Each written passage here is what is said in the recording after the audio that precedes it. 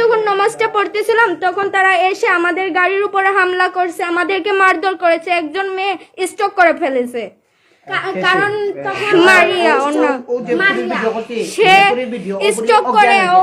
ওই মেয়েটাকে ওরা 15-20 জন ছিল, ওরা আসছে।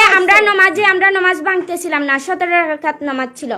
তখন ওরা 15-20 জন, আমার আপু আম্মু আসছে ওই রুম থেকে, যে এখানে কি হচ্ছে, চিৎকার কেন বলতেছে। আমার আপু বকা দিছে যেন মনে হয় আমার বাইরে আসছে নামাজ শেষ মসজিদের, কিন্তু আমাদের এখানে 17 রাকাত রয়েছে। তখন ওরা ওই মেয়েটার হিজাব ধরে টান মারছে। ওই মেয়েটা বলছে কে বলে এরকম তাকাইছে, ওরকম ধরে থাপড়াইতেছে আর কি, ওরে আর কি সেন্সলেস করে। ওদের বুদ্ধিটা ছিল সেন্সলেস করে, হ্যাঁ চাকুটা তো পরে দেখাইছে, সেন্সলেস করছে। সেন্সলেস করার পর ওরে চাইছে আর কি এরকম ধরে নিয়ে যাইতে, আর তারপর ও চিৎকার করছে। ওরে চাকু দেখা বলে চিৎকার করলে কেটে দিবে ওর গলা। তারাবির 17 রাকাত নামাজ শেষ হয়েছে, হঠাৎ করে তারা আক্রমণ করেছে আমাদেরকে। নমাজের মহিলা ছিলেন, মহিলারা চিক দিয়ে উঠেছেন, তাই তারা আমাদেরকে আক্রমণ করে, আমাদের সবকিছু লুটপাট করে। তাদেরকে চিনতে পারিনি, তারা 2-3 জনকে চিনেছি, শিপু আরো 2-3 জন তার সাথে অস্ত্র ছিল, তারা দা বের করেছে, আমার আপুর উপরে হত্যা করেছে। তারা সব ডাকাত সহ 150 পোলাপান এসেছে, 10 থেকে 15 জন দা নিয়ে, চাপাতি নিয়ে, হকি স্টিক নিয়ে এসেছে। তারা এসেছে আমাদের সাথে, আমাদের সাথে আমাদের আবিচাপ আছে, আমার আবিচাপের উপরে নামাজে আবিচাপ আত বাদা তার উপরে আঘাত করেছে তারা। তো আমি নমাজে আসলাম, তো নমাজও আমাকে কমরেটের আমারই সামনে দিয়ে ফেলাইয়া দিয়া সবকিছু লই আগে দৌড় দিছে। তারা কতজন ছিল?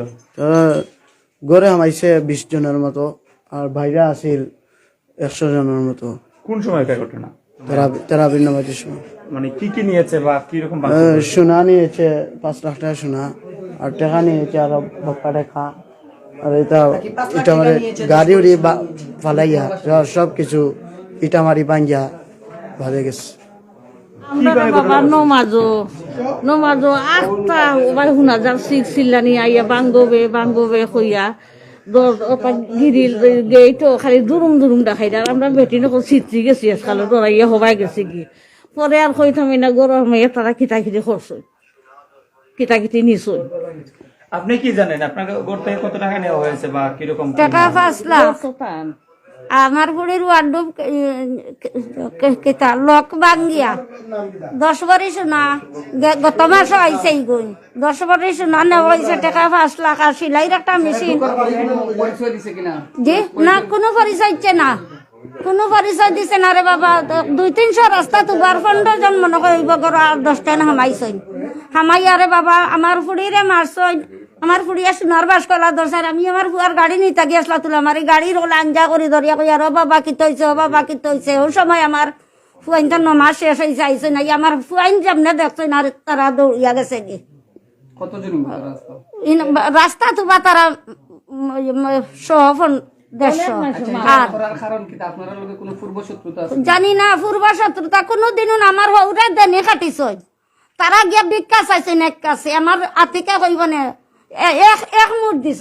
ওটা খাইয়া ফালা খাইছেন, ফালা খাইয়া আইজ আমরার কলজাত ফুসকুনি কুদিরা, আইজ আমরার কলজাত মারা। আমার বুয়া এগো গরু যাব হলে চিনি নিয়া কলনির দুয়ারে দুয়ারে ঘরে দেয়। অজ্ঞে কতবার কলজা চুরি করে নিয়া দাবে কলনিত দিছে, বুঝছো নি? আমি জানি না কোন অপরাধ।